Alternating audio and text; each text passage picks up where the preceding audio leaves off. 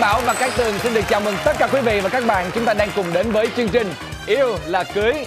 Chương trình được tài trợ bởi nhãn hàng bột giặt nhiệt A3 sạch tinh tươm. Trước khi vào chương trình thì Tường muốn phỏng vấn anh chàng MC đẹp trai kế bên một chút xíu. Nữa Quang Bảo à, nếu như mà em quyết định đám cưới á, thì em có quan trọng cái việc phải đi coi ngày, coi tháng, coi giờ hay coi mùa kia trong năm hay không? Cái này nó tùy thuộc vào nhiều tình huống lắm chị. Đôi khi là mình cũng muốn coi lắm, nhưng mà nhiều khi là bác sĩ bảo cưới giờ làm sao chị?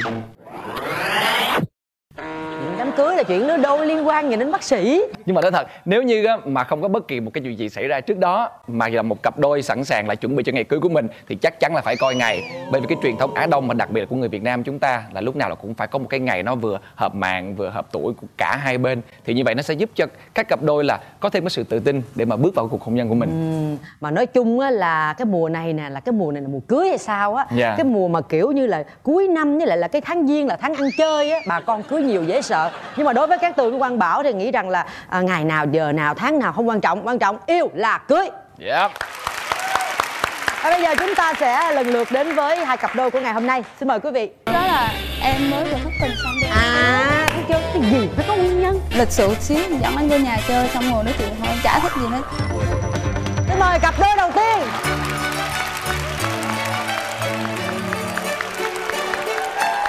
Ngồi đi em. Chào hai bạn. Rồi hai bạn giới thiệu đi, mình tên gì? Em tên là Minh Châu ạ. Năm nay em 23 tuổi, hiện đang là giáo viên mầm non. Em tên là Lê Văn Quý. Em năm nay 28 tuổi rồi. Em đến từ Đắk Nông. Hiện tại em đang làm PT. PT là coi như là personal trainer đúng không? Là tập thể hình cho mọi người đúng không? Dạ. Mình quen nhau ở Đắk Nông luôn hả? Dạ. Là lúc em đang là sinh viên, là trường đại học thể dục thể thao á. Đó là em đang học đại học thể thao ở thành phố Hồ Chí Minh. Khoan này cho em bắt tay bạn cái được không? Đồng môn học chung trường. Trường gì? Đại học thể dục thể thao Thủ Đức hả? Dạ em học quản lý thể thao, bạn học ngành gì? Em có quản lý thể thao luôn anh. Ôi trời ơi, bắt tay cái nữa. Khóa 32 ạ. Khóa 32 hả? Vậy lớn em khóa 34 lần. Em không trễ. Phải kêu bằng anh, phải kêu người ta bằng anh. Không, lớn em tuổi. Thôi xưng bậy cho trẻ nha. Nhưng mà lúc đó là em đang ở thành phố Hồ Chí Minh. Dạ đúng rồi. Rồi mà bạn em là ở Đắk Nông. Dạ. Rồi quen nhau làm sao? Thì em có điện cho bạn em á, em xin số. Ê mày có số thế nào không? Ví dụ tao số tao làm quen coi. Xong lúc đó thì bạn gửi qua thì mình bắt đầu mình lấy số điện thoại mình gọi. Là chưa thấy mặt, chưa biết gì trơn gọi luôn. Lấy số điện thoại thì thôi đó hả? Đúng rồi, lấy gọi chơi thôi, nói chuyện cho vui thôi. Bộ lúc đó em ế em vả lắm sao em? Dạ không, trai thể thao đó chị hiểu không? Cái trường đó mà bóng hồng đếm trên đầu ngón tay. Để người ta hỏi bên đây. Lúc đó em ế lắm hay sao em? Dạ không, tức là lúc đó thì mình dự định mình về trên ở nhà quê á, mình sẽ xin việc đó, mình muốn tìm kiếm một cô bạn gái ở trên đó. Có nghĩa là mục tiêu là muốn tìm bạn gái cùng ở dưới quê trước để mà mình chuẩn bị ra trường là mình đi về quê phải không? Đúng rồi, rồi về chơi tính xa gái dữ. chơi nữa. Xa quá rồi. Thì cứ nói chuyện vậy, hai người cứ trò chuyện qua lại rồi nói chuyện. Em cũng rảnh quá hả? Không quen cũng nói chuyện luôn. Dạ không phải, đó là em mới vừa thất tình xong đi. Thấy chưa? Cái gì phải có nguyên nhân. Xong. Đang thất tình buồn người ta gọi vô nói chuyện đỡ buồn. Nói chung tốn tiền điện thoại nó đâu, tốn tiền điện thoại mình đâu. Đúng không em? Nhưng mà có người nói chuyện với mình. Được. Nhưng mà cũng hên đúng không? Vui, may mắn là gọi vui. đúng cái thời điểm đó. Mà thấy mặt chưa? Có phây tham phây thiết gì không hay là Không, hồi đó 5 năm trước chưa có nhiều đâu. lắm chị, không có đâu chị. Đúng rồi. vậy là chỉ quen nhau qua tiếng nói trong điện thoại, nói qua nói lại vậy thôi đó hả? Dạ. Rồi đến là bao giờ mới là có ấn tượng hoặc là cái lần đầu tiên gặp mặt á là lần nào, lúc nào? Là gần nửa năm chị. Nửa năm chỉ nói chuyện điện thoại với nhau Là thôi từ hả? tháng 8 mà tới Tết. Là cứ ngày nào cũng nói hay làm sao? Dạ, cứ ảnh rảnh mà tối nào cũng gọi em thất tình em buồn mà. Rồi sao nữa em? Rồi cái lần về quê nó nôn nao không? Có gặp nôn trong người không? Thực sự là hai nhà thì cũng gần nhau thôi, chứ không có xa nhau, cách nhau khoảng tầm 2 cây số là chỉ có là tối rảnh anh qua nhà em chơi. Em nó nghe là rủ tới là gặp cái người mà rủ mà mình không thích rồi sao ta? Em nhìn thấy em không thích chị nói chuyện xong rồi. Không thích sao Mà còn sao vô nhà chơi chi? Không có nghĩa là lỡ rồi. Lịch sự không? Lịch sự xíu dẫn anh vô nhà chơi xong rồi nói chuyện thôi, em chả thích gì hết. Thực sự lúc mà có số điện thoại ấy, thì em cũng tìm trên Facebook rồi, có thấy hình của Châu. Thấy cũng... Anh tìm em không có tìm, em không có biết ảnh luôn. Nhưng mà bạn có bao giờ tưởng tượng là cái chàng trai này sẽ như thế nào trước khi bạn gặp anh? Dạ không. Không tưởng tượng luôn. Không để tâm tới gì nhau luôn. Mấy tháng trời mà không có một cái sức hút nào mà để làm mình tò mò rồi trơn vậy? Ý là lúc đầu thì cũng nghĩ chắc cũng dữ dằn lắm, xong rồi gặp thấy cũng bình thường thôi, chẳng có gì hết. Nhưng mà cái khúc nói chuyện điện thoại là đã có hứa hẹn gì với nhau chưa, hay lúc đó chỉ là bạn bè thôi? Chỉ nói chuyện cho vui thôi chị. Rồi vậy sao cái lần gặp đầu tiên nó đến lúc nào mới là chính thức gọi là bạn trai bạn gái với nhau? Quyết định yêu nhau. 1 năm sau ạ. Tết năm đó thì anh cũng có tỏ tình với em 1 lần. Dạ, nhưng mà em không đồng ý. Tại sao? Tại vì em không thích. Với lại lúc đó là em chưa quen được người yêu cũ. Lại chuyện người yêu cũ. Ảnh dai. Cứ em mỗi lần em đi về quê một cái qua nhà em cắm cờ luôn. Ủa em đi về quê một cái qua nhà em cắm cờ là lúc đó em lên Sài Gòn em học rồi chị. Ủa là sao? Là sao? Từ khúc này hơi bị. Có nghĩa là lúc đó em vừa tốt nghiệp 12, sau đó em lên Sài Gòn em học thì anh này lại đi về quê.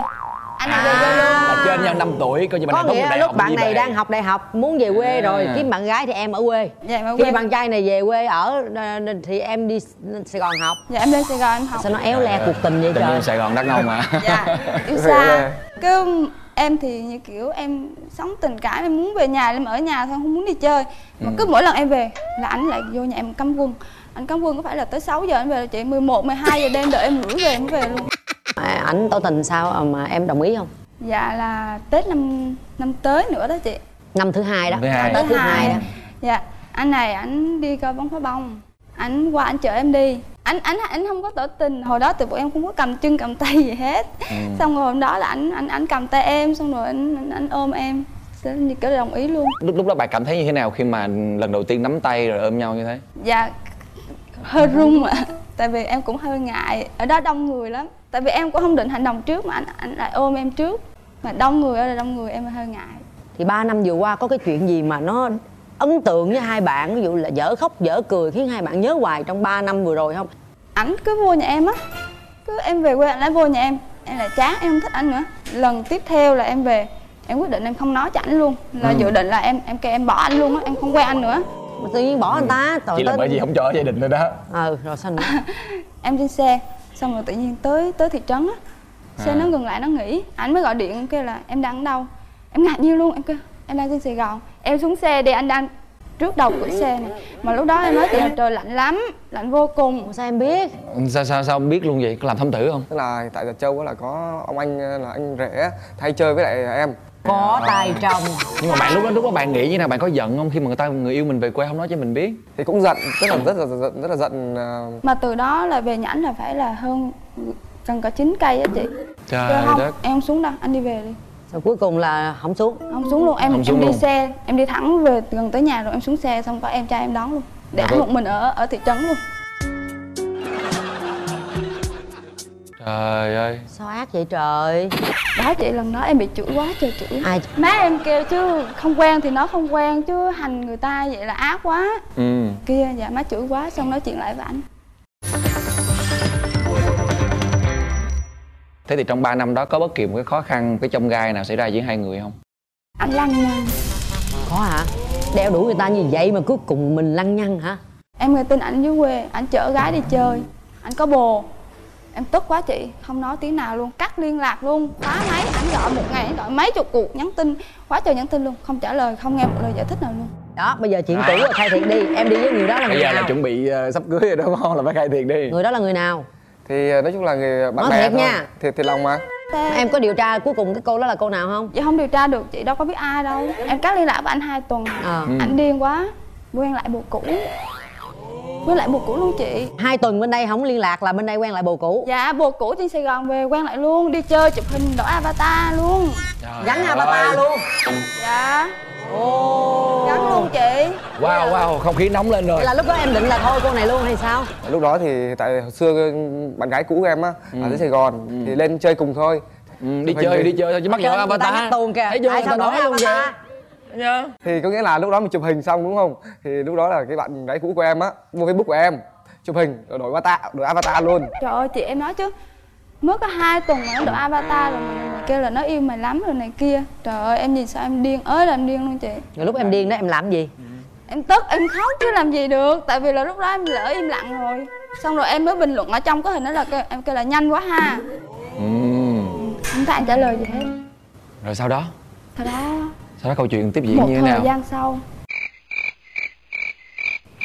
Một thời gian sau là bao lâu?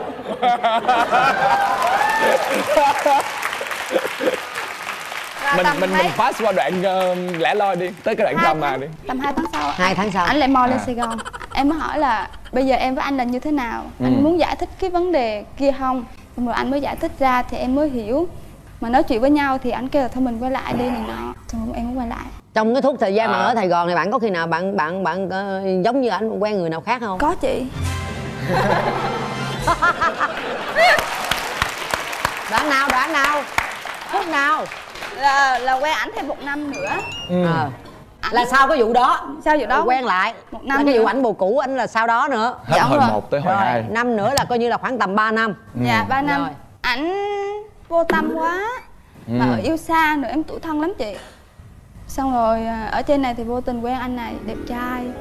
Người ta quan tâm lắm chị ơi, quan tâm nhắn tin cho em suốt ngày. Sau đó là kiểu như là hơi siêu lòng một tí. Say nắng chút xíu đúng không? Say nắng một chút xíu. Dạ. Quen được bao lâu? Quen được 2 tháng, dẫn về nhà luôn. Dẫn về trên Đắk Nông luôn? Dạ, dẫn về nhà giới thiệu với ba mẹ. Xong rồi nói nhỏ với ba mẹ bà nội là đây là bồ nhí của con thôi nha, má đừng nói với ai nha. Trời, bồ nhí luôn. Ủa mà bồ nhí dắt về nhà làm chi? Ở Sài Gòn chơi được rồi. Anh đó ở Đắk Nông. Cái anh đó còn ở Đắk Nông luôn. Sao mà nó quan gia ngõ hẹp dữ vậy? Sao mà nó cứ sờ quần ở trong em dẫn về nhà em sợ quá chị, em kêu chú chết rủi dở vậy. Ảnh mà qua một cái thì có nước em chết. Mà sao em gan quá vậy? Em đuổi về liền, em qua chơi một lúc thôi, em kêu thôi đi về đi. Nhưng mà cái lúc mà đang say nắng anh kia là vẫn liên lạc với anh này, giấu anh này. Giấu anh này, nhưng mà lúc đó là chán ảnh rồi, là muốn. Mà em không phát hiện hả? Không hề phát hiện. Em kém quá, vậy tay trong em đâu? Anh mới vừa biết cách đây không lâu đâu chị, em mới vừa kể cho anh thôi, chứ anh cũng không biết đâu chị. Tay trong em đâu? Tay chồng em cũng chưa phát hiện ra luôn. Quên trả tiền cho người ta hả? Thôi hai đứa mình bắt tay nhau về, cứ một điều. Nhiều lần ảnh lên Sài Gòn ảnh vô tâm quá rồi, em mới kể ra, em mới kêu chứ anh không bằng được một góc của người ta em sốt em bệnh là mang sữa nấu cháo các kiểu cho em, anh chưa bao giờ có những. Nhưng mà sao rồi đang quen với anh đó đẹp trai ngon lành quá rồi tự nhiên chia tay? Về xong rồi má em nói là đừng có làm vậy, xong rồi bà nội em cũng nói nữa thôi đừng có làm như vậy tội nghiệp người ta. Sau đó em cũng thấy cắn rứt lương tâm quá. Anh kia ảnh về Đắk Nông là em cắt đứt với ảnh luôn.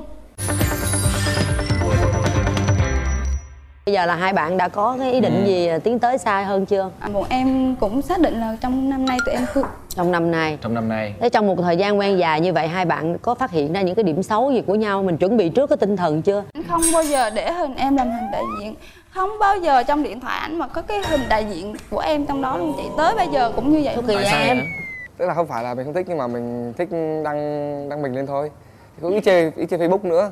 Thỉnh thoảng mới lên chơi thôi. Em cũng có nói với ảnh là tại sao anh không đăng lên. Nhưng mà điện thoại thì sao, điện thoại vẫn để hình nền nhau được mà. Anh kêu chứ anh làm công việc này anh cứ bấm ra bấm vô coi giờ khách người ta nhìn người ta thấy này nọ. Em kêu đâu có liên quan gì đâu mà cũng không có luôn chị.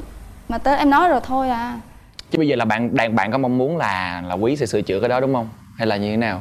Dạ như kiểu là thì tới ví dụ mà tới lúc cưới á, em cũng muốn ảnh là bớt vô tâm lại.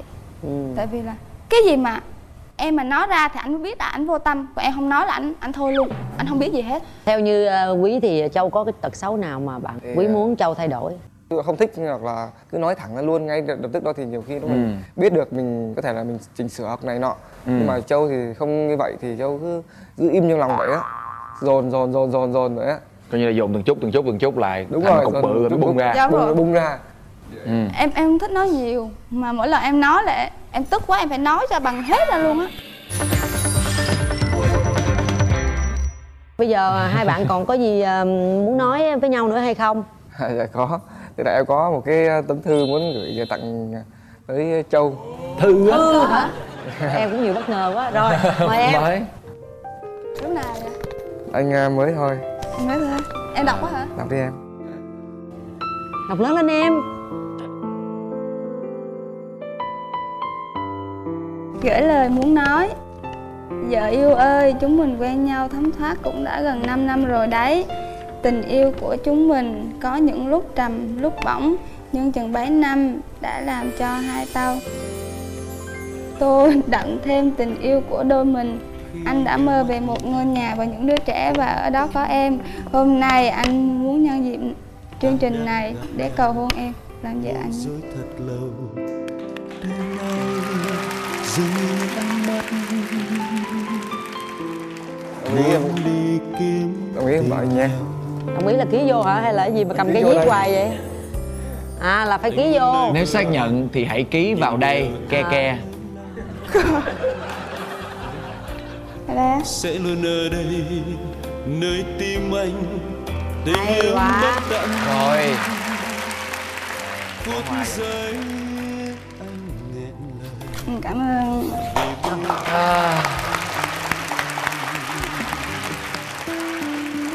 Em cảm thấy như thế nào? Em cảm thấy rất là hạnh phúc vậy. Tại vì là thường ảnh không bao giờ có những cái này đâu. Ảnh không bao giờ kiểu lãng mạn hay là gì hết á. Quý thấy chưa? Đôi lúc á mình chỉ cần quan tâm một chút xíu thôi có thể làm cho người bạn gái của mình cảm thấy rất là hạnh phúc. Còn bây giờ chị nhìn thấy rõ ràng Châu đang rất là xúc động và rất là hạnh phúc. Vậy thì Quý cũng cố gắng quan tâm đến bạn ấy nhiều hơn. Nếu đã quyết định lấy nhau rồi thì chúng ta phải quan tâm đến đối phương nhiều hơn nữa. Nhiều khi lâu lâu một xíu lãng mạn, một xíu sự quan tâm, đó là cả cái hạnh phúc dành cho nhau chứ không phải là tiền bạc, của cải hay là vật chất. Chúc hai em sẽ hạnh phúc nha. Dạ rồi, cảm ơn anh. Và ngay bây giờ trước khi chia tay nhau thì chương trình cũng sẽ có những cái phần quà để dành tặng cho các bạn. Phần quà đầu tiên mà các bạn có thể nhận được là một cặp nhẫn cưới đến từ thương hiệu Hưng Phát USA trị giá là 18 triệu đồng. Phần quà thứ hai đó là một suất chụp ảnh cưới trọn gói đến từ thương hiệu áo cưới Allen trị giá 15 triệu đồng. Phần quà thứ ba là một phiếu mua hàng cũng đến từ thương hiệu Hưng Phát USA trị giá 5 triệu đồng. Và các bạn còn có cơ hội để nhận về một thẻ xem phim cho mình đến từ Cinebox trị giá 1 triệu đồng. Ngoài ra thì chúng ta còn có 4 bình sữa đúng như mong mỏi của Châu. Đi đâu lấy bình sữa về thì trong năm sau sẽ có bé luôn thì sao? Rồi bây giờ xin mời hai bạn. Đừng quên nhé.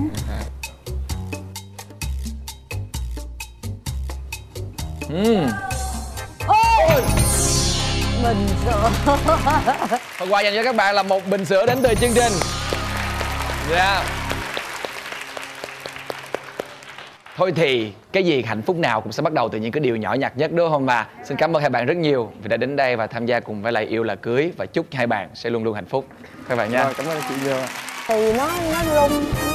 Trình tốt hết cả một hồi nữa. Em thay mặt đàn ông trên toàn bộ cõi đời này cảm ơn chị Tường ngày hôm Rồi, nay. không có nào nghiêm túc.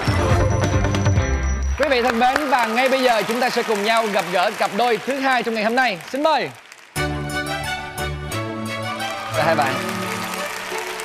Hai bạn giới thiệu đi. Em xin chào chị Cát Tường và chào anh Quang Bảo. Em tên Huy, năm nay 29 tuổi. Em đang công tác ở Trung tâm huấn luyện thể dục thể thao tỉnh Ninh Thuận. Còn em là Trinh, 26 tuổi. Hiện tại em đang là kỹ thuật viên xét nghiệm bệnh viện Pháp Việt. Ở thành phố Hồ Chí Minh. Dạ vâng, quận 7. Ủa hai người yêu xa luôn nữa hả? Nhưng mà yêu nhau là từ khi nào? Cái lúc bắt đầu là như thế nào? Em quen trên được khoảng hơn 1 năm. Em quen trên Facebook. Em thấy cô Trinh dễ thương, rồi em có nhắn tin, em làm quen mà lâu lắm à. Làm quen một thời gian nhắn tin rồi để mà không thấy Trinh trả lời đâu. Coi như là ngày nào cũng nhắn cho Trinh một cái tin hết hả? Tại vì lạ làm sao mình trả lời được. Tự dưng cái nhảy vô, em ơi cho anh làm quen nha. Anh thấy em dễ thương quá à. Làm sao mình trả lời được, tự nhiên nó sến mà nó kỳ cục gì đâu á. Mấy ngày đầu là ngày nào cũng nhắn, xong sau đó cái hình như là em không trả lời cái ảnh nản, xong cái sau đó anh lại nhắn, anh này lì lắm. Được cái dai, xong rồi đến một lúc thì em buồn thì em cũng reply lại, em trả lời lại, cứ nói chuyện qua nói chuyện lại vậy đó. Rồi bao lâu rồi các bạn gặp nhau lần đầu tiên? 3-4 tháng sau, tại vì em cũng phải có cái dịp gì đó em mới về người quê, tại vì cái lần đó em về hình như là tháng 11. Là quê em cùng cũng... quê luôn? Dạ cùng quê à. Rồi cái ấn tượng đầu tiên hai bạn gặp nhau là sao? Dạ em không có ấn tượng gì hết. Còn bạn? Còn bạn? Đa số mấy bạn gái thì nói chung là em thấy trên mạng là em nhìn hình thấy dễ thương thiệt. Mình phải xác nhận sự thật là về đây mình phải thấy như thế nào cái đã. Lúc thấy là trời là bị vỡ mộng hả hay sao? Dạ, không phải vỡ mộng nhưng mà thật sự là cũng chưa Cũng có sự thường rung thôi. động. Dạ cũng thường thôi. Cũng xem như là bạn bè. Mình đi ăn gì gói bò khô 5.000 dĩ rồi ăn đi tàu hũ đá vậy đấy. Hồi đó thì em không có ăn. Quen cô này thì cô này mới chắc đi ăn vặt rồi đó. Thấy cũng vui ha. Bao nhiêu lâu sau thì bắt đầu mới là gọi là tỏ tình? Ai tỏ tình ai trước? Dạ anh này tỏ tình thì đến khi mà em về lần thứ 2, lần thứ 3 gì đấy Thì anh này lúc đó anh mới tỏ tình với em. Rồi Nhưng mà ảnh tỏ tình ghê lắm.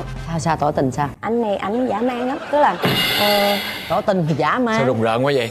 Bạn có cần nhạc rùng rợn không? tức là ảnh thường dậy xong là khoảng 9 giờ.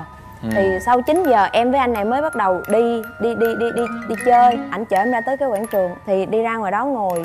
Em nhớ hôm đấy trời rất là lạnh. Trời lạnh mà gió lồng lộng mà ảnh ngồi anh nói với em mới nói là thôi từ từ đi, tại vì cũng mới quen mà gấp quá. Anh nói gì mà em nói gấp Tức quá? là anh muốn làm bạn trai á, mà lúc đó là 10 giờ rưỡi rồi, cái em nói thôi đi về, anh về anh ăn cơm đi chứ ở đây làm gì. Cái anh kêu là không, em chịu đi anh về, em chịu nhận lời làm bạn gái anh đi rồi anh về. Xong rồi cái em nói thôi từ từ đi. Cái anh kêu bây giờ em không nhận lời anh không chở em về luôn. Trời đất, trời đất.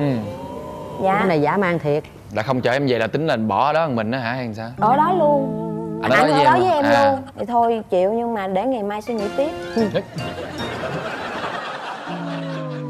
Coi là quản binh. Coi như là cho chịu cho đại đi vậy đó. Em buồn ngủ mà nó lạnh nữa, em sợ lạnh lắm. Em kêu lạnh để anh ôm, nghĩ sao vậy? Vậy là lúc đó chưa ôm, là chưa được ôm luôn. Chưa, mới hình như là anh mới có chụp tay anh nắm thì đã bị em đấm rồi. Rồi tới chừng nào mới là nụ hôn đầu tiên? Mới nắm tay thôi mà đã bị anh tát rồi. Chứ mà hôn nữa tôi chắc là bị anh đá nữa thôi. Anh vừa đụng vô cái em đấm anh phát. Anh ngồi với em là làm lại khúc đó coi. thì cứ ngồi ghế đá. Xong rồi ngồi, em chụp tới, em chụp cái tay như thế này giật ra dạy em phát. Cái gì? Đi cụ chỏ hả? Dạ. Em như vậy này, hình như là trúng cái mặt anh hay sao? Trúng cái mặt anh. Ghê vậy, em có võ hả? Dạ không, tại vì phản xạ nó vậy tự nhiên. Thí dụ người ta phản xạ thì người ta vậy chứ sao mà em vậy? Tại anh chụp cái tay em rồi. À là cái như không có đủ biên độ để quất ở đây đúng không? Cho nên thẳng ở đây luôn đúng không? Gần hơn. Ồ vậy tới cuối cùng là tới cái khúc nào mới được hôn nhau, cái hôn đầu tiên? Từ Nhanh, phải từ từ lại. Rồi thời gian chín mùi thì mới được hôn mà. Khoảng tầm 9 tháng, tháng thứ 10 rồi đấy. Cái nụ hôn đầu tiên như thế nào? Thì nó rung, nó Trinh tốt hết cả một hồi á. Sau đó thì bao lâu thì hai bạn mới dẫn về nhà gặp phụ huynh? anh này ảnh dai cực kỳ luôn. Em có một cái ấn tượng với anh này á, hồi trước kia á ba em lúc nào cũng là người đón, đụng cái dồn hết cho anh này. Ba em buồn, sau đó ba em tức là ba em tin tưởng anh này á là bởi vì á em về 4 ngày, em gội đầu 4 ngày anh này gội đầu cho em. Lần đầu tiên con trai gội đầu cho em. Ban đầu á, lúc mà gội đầu ở nhà cho em ở dưới nhà em á thì em chỉ nghĩ là giống như gọi là thể hiện á chị. Nhưng mà lên nhà anh này vẫn làm như vậy luôn. Ba mẹ anh cũng thương em nữa. Cái lúc đó là ba mẹ hai bên đều biết. Bây giờ là hai bạn đã tính tới chuyện đám cưới chưa? Đã có ngày cưới rồi gì chưa? Dạ rồi ạ. Rồi mình có cái biến cố gì xảy ra trong cái mối quan hệ của mình trong suốt 1 năm mấy không? Cũng có hai đứa cãi nhau hoài à, mà toàn là hiểu lầm. Tại vì nghe nhầm á, tại vì tụi em toàn là liên lạc qua bằng điện thoại. Cái tính anh gọi điện nhiều lắm, tức là khi nào anh rảnh là anh gọi cho em, anh muốn biết em làm gì á. Hồi lúc đầu mới quen á em cũng bực bội anh này lắm. Công việc của em á là làm vô là cứ cái giờ em vô là em làm cho đến khi em ra. Anh này nhiều khi cái anh gọi điện không bắt máy, cái anh nói ủa sao anh gọi điện không bắt máy. Nhưng mà dần sau này thì anh hiểu. Bởi vậy đàn bà con gái cũng khổ lắm, mà chiều đàn bà gái cũng khổ. Cặp kia cái ông kia ông không quan tâm á thì cô cũng giận. Còn cặp này anh này không quan tâm quá đó, cô cũng giận. Không, cái này tôi cũng thương cho các quý ông thiệt. Em thay mặt đàn ông trên toàn bộ cõi đời này cảm ơn chị Tường ngày hôm nay. Không cái nào nghiêm túc. Rồi rồi bây giờ chị muốn biết là cái giai đoạn bây giờ mình tới trước chuẩn bị đám cưới rồi, hai bạn có gặp phải những khó khăn gì hay là có những cái điều gì mà hai bạn đang còn cảm thấy lo lắng hay không? Tuy rằng cái thời gian nó cũng không dài, mới có 1 năm mấy đi thôi, rất là thuận lợi là giữa gia đình đôi bên á, giữa ba mẹ bên em và ba mẹ của Trinh á thì mọi người lớn cũng ủng hộ. Nói chung là tụi em còn trẻ mà cũng còn nhiều khó khăn lắm. Tại vì bây giờ hiện tại thì bây giờ Trinh vẫn còn đi học trong đây. Em thì em đang làm việc ở ngoài quê, thì mà chờ Trinh học xong, thi xong thì lại về với em. Tại vì tụi em dự định cưới là 23 tháng 12. Trinh có khó khăn gì không em? Thật ra thì cái gì cứ nói đại đi, chia sẻ với mọi người, đâu có gì đâu em. Dạ, thật ra trước đây thì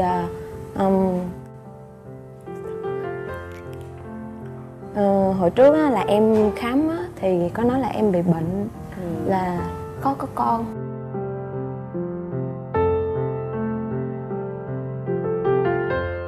Nên Cứ chia sẻ đi em, không có vấn đề gì đâu. Chị chia sẻ với em. Sau đó là khi mà quen anh này á thì những cái quan tâm của ảnh á, ảnh quan tâm nhiều lắm thì em cũng gọi là em tin tưởng ảnh á. Bác sĩ nói là còn phải lập gia đình sớm rồi phải có con sớm để chứ không là càng lớn tuổi thì sẽ càng khó. Thì em có nói với ảnh thì lúc mà em nói ảnh em cũng sợ lắm, khi mà em quen ai em cũng sợ cái chuyện đó hết. Thì với lại anh là con trưởng nữa thì em có chia sẻ với ảnh thì anh nói là con thì trời cho mà có cái gì đâu mà, thì có gì thì từ từ thì hai đứa mình tính. Em nói với ảnh thì ảnh có xin ba mẹ cho hai đứa có em bé, nếu mà tức là hai đứa có em bé trước á, thì em cũng đồng ý cái chuyện đó. Với lại em cũng nói với ba mẹ em cũng có xin. Thì ban đầu ba mẹ em cũng buồn, mẹ em thì rầy, mẹ em thì sợ con gái mà có trước thì mất giá hay này nọ tùm lum hết. Mẹ em lo lắm, với lại họ hàng ở quê mình á nó có nhiều cái định kiến lắm. Em á thì em nghĩ thời buổi bây giờ chuyện mà nó khó, không có con nó mới là vấn đề. Thì mẹ em nói thì giờ tụi mày lớn rồi, giờ tụi mày tự tính. Xong rồi thì mẹ em cũng cho, ba mẹ anh cũng cho. Sau đó bây giờ tụi em có rồi. Hiện giờ là đã có em bé rồi. Có em bé được rồi. bao lâu rồi em? Dạ khoảng hơn 1 tháng. Là giờ phản ứng của gia đình hai bên thì như thế nào? Dạ thì ông bà nội ông bà ngoại rất là vui à. vui. Dạ. Vậy thì tốt rồi, tại vì em Dạ. cũng đã chuẩn bị trước cái tinh thần. Hồi em mà đã nói khó có con thì bây giờ có được thì cũng vui đúng không? Mừng đúng không? Thế thì hai bạn Nhưng đang lo mà- cái gì nhất ở đây? Bây giờ là bạn này đang còn đi học, thế nó cũng có khó khăn. Dạ khó khăn về kinh tế, khó khăn về nó nhiều thứ lắm. Em vừa đi học vừa đi làm thì hiện tại bây giờ em chuẩn bị em cũng nghỉ việc luôn. Tại vì em đi học em không có xuể, với lại cũng mệt. Rồi bao lâu thì em học xong? Dạ tầm khoảng tháng 6. Tháng 6 năm sau à? Dạ tháng 6 tháng 7 á. Thì thời gian này có khó khăn một chút nhưng mà rồi sau đó con cái ổn định về, có ông bà nội ông bà ngoại lo thì cũng đỡ đần. Cái lo ngại của Trinh là ông bà ngoại gì đó thì em cũng xuống, em cũng nói chuyện với ông bà ngoại. Thì thật sự là chia sẻ thì ông bà gì đó ủng hộ em cũng rất là mừng. Tại vì thật sự mình yêu nhau, mình lo lắng cho nhau thì mình phải có trách nhiệm. Như vậy là khi mà hai bạn phát hiện là mình có em bé rồi thì mới tính tới cái tháng 12 này cưới. Định học Bây giờ- xong rồi mới làm. Bây giờ nhân tiện có em Sớm bé hơn. là mình làm sớm hơn dự định. Dạ vâng. Dạ. Rồi đến cái ngày cưới còn rất là gần. Hai bạn có những suy nghĩ gì và có muốn nói gì với nhau nữa không? Em có thể chia sẻ được, quan tâm lo lắng cho Trinh được. Là vợ là con của em thì đương nhiên là em là người, là một thằng ông thì chắc chắn là phải có trách nhiệm đó. Chị cũng xin thay mặt chương trình trước tiên là cũng chúc mừng hai em vì mình đã có được tin vui. Và chị nghĩ rằng mình phải sống lạc quan tích cực hơn. Rồi tất cả mọi chuyện nếu mà đồng sức á, đồng vợ đồng chồng thì tất cả mọi thứ đều qua hết. Chúc mừng hai em. Em cũng xin phép chương trình là thông qua chương trình này cũng muốn gửi tới những lời tri ân tới ba mẹ của em, rồi ba mẹ của Trinh là những người đã sinh ra tụi em. Con xin cảm ơn ba mẹ, cảm ơn ba mẹ của Trinh. Những lời mà thật sự mà tập đáy lòng của con á, hai bên gia đình cứ yên tâm. Tụi con đã lớn rồi, tụi con quyết định được đến với nhau á, thì tụi con sẽ cố gắng làm được tất cả những gì mà tương lai ở phía trước để có một gia đình vui vẻ và hạnh phúc. Con sẽ yêu thương Trinh đến suốt cuộc đời này. Đầu tiên thì cũng xin gửi đến lời cảm ơn đến ba mẹ Hạnh ở trên này, thương con, quan tâm đến con nhiều. Xong rồi tiếp theo là xin cảm ơn cô Út. Cô Út là em gái của em. Út lo lắm, lo từng chút. Với những người mà không phải ruột thịt đó, đó là cái người mà lo cho em, chị em đồng trang lứa mà lo cho em nhiều như vậy. Rồi cuối cùng là em muốn gửi đến ba mẹ em là mong mà ba mẹ tin tưởng vào cái sự lựa chọn của con, là đừng có lo những cái mà ba mẹ lo á, thì con hiểu, nhưng mà ba mẹ tin vào cái sự lựa chọn của con, với lựa chọn của con là anh Huy tin tưởng tụi con, là con mừng, là mừng.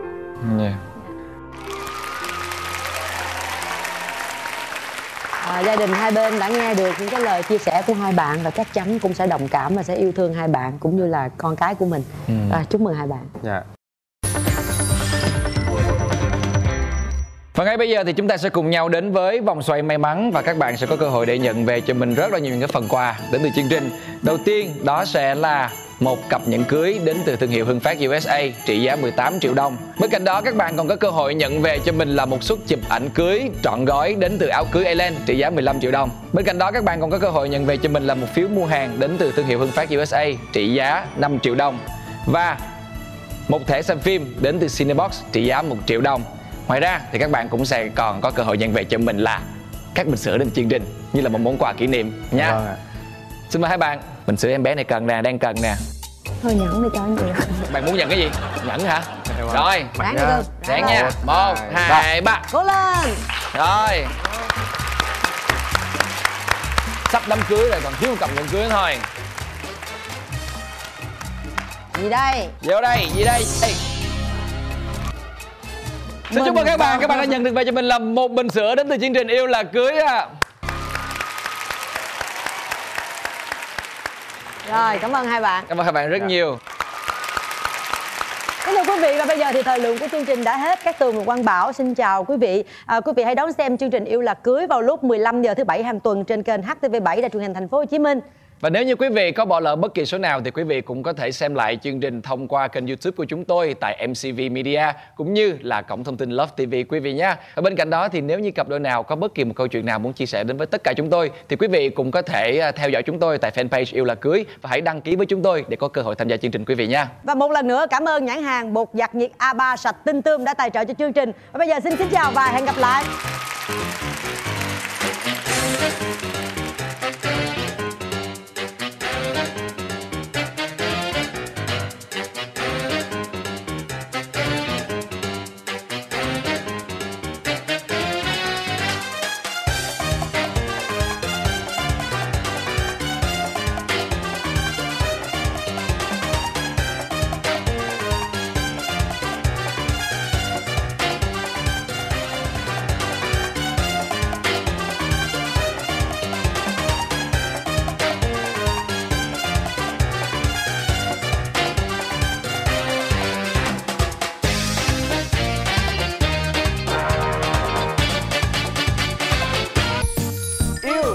Cưới. Cha mẹ hai bên đồng ý hết không? Ba má nói là không đồng ý cho hai đứa quen. Xong tự nhiên một buổi tối anh nhắn tin với em ơi anh muốn suy nghĩ lại chuyện của mình. Xong rồi mãi về sau thì em mới biết là anh nói trên này cua một em gái khác. Lúc mẹ mất thì mẹ chết lâm sàng. Khi đó mẹ còn thở yếu lắm cho nên là em chỉ muốn về mẹ thôi. Hãy đến với Yêu Là Cưới vào lúc 15 giờ thứ Bảy hàng tuần trên HTV7.